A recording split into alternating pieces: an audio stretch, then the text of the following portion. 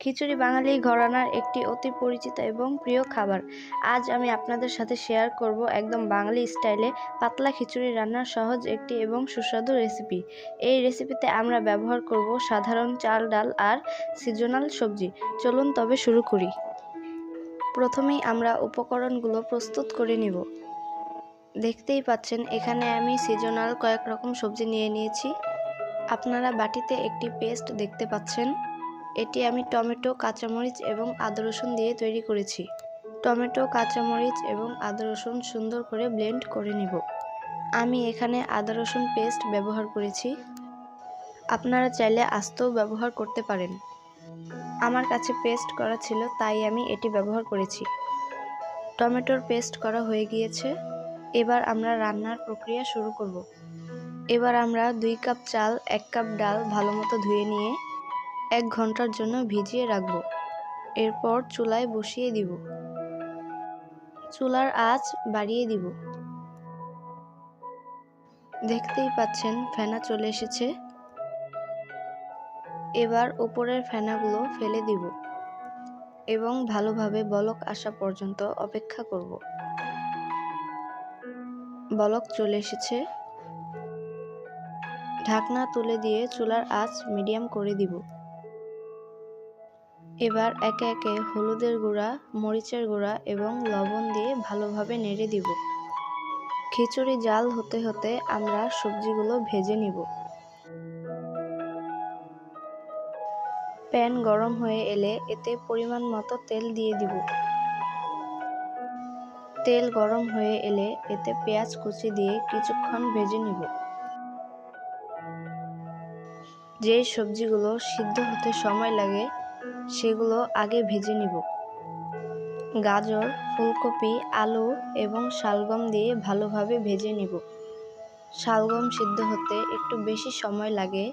শালগম একটু বেশি ভাজার প্রয়োজন ছিল, কারণ শালগম সিদ্ধ হতে একটু বেশি সময় লাগে, কিন্তু ভুলবশত আমি সেটি একসাথে দিয়ে ফেলেছি। হলুদ গুঁড়া এবং লবণ দিয়ে সবজিগুলো ভেজে নিব। সবজির কাঁচা গন্ধ দূর না হওয়া পর্যন্ত ভেজে নিতে হবে।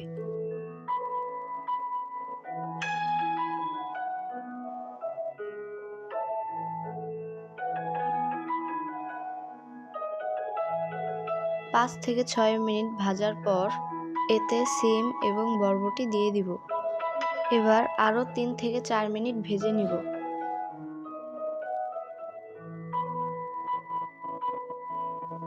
আমার সবজি ভাজা হয়ে গিয়েছে। এখন সবজিগুলো খিচুড়িতে দিয়ে দিব।